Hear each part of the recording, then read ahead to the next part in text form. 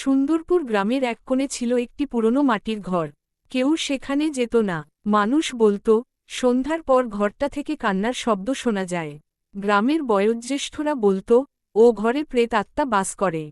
সেই গ্রামে একদিন এসে হাজির হয় এক শহুরে যুবক, নাম অনিক। সে ছিল একজন ফটোগ্রাফার, গ্রামীণ স্থাপত্য নিয়ে গবেষণা করত। মাটির ঘরটা দেখে সে মুগ্ধ। গ্রামবাসীরা শতবার নিষেধ করলেও সে ঠিক করল, ওই ঘরেই সে রাত কাটাবে। রাতের খাওয়া সেরে, ক্যামেরা হাতে সে চলে গেল সেই মাটির ঘরের দিকে। বাইরে চাঁদের আলো, চারদিক নিস্তব্ধ। ঘরে ঢুকে সে কিছু ছবি তুলল।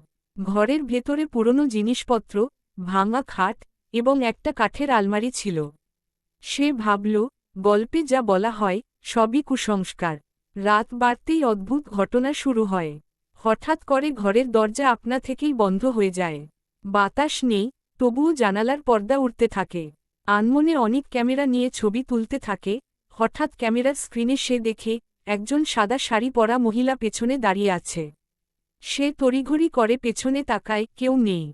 ক্যামেরায় আবার দেখে, সেই মহিলাটি ধীরে ধীরে তার দিকে এগিয়ে আসছে। অনেক ঘামতে থাকে, গলা শুকিয়ে যায়।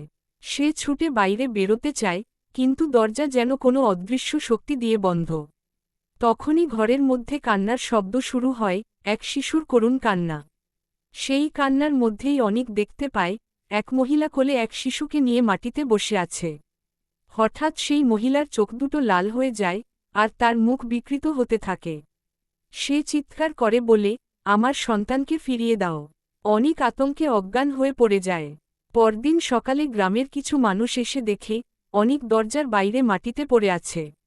জ্ঞান ফিরলে সে কাঁপতে কাঁপতে বলে, সেই ঘরটা সত্যি অভিশপ্ত। গ্রামের এক বৃদ্ধা তখন বলেন, 25 বছর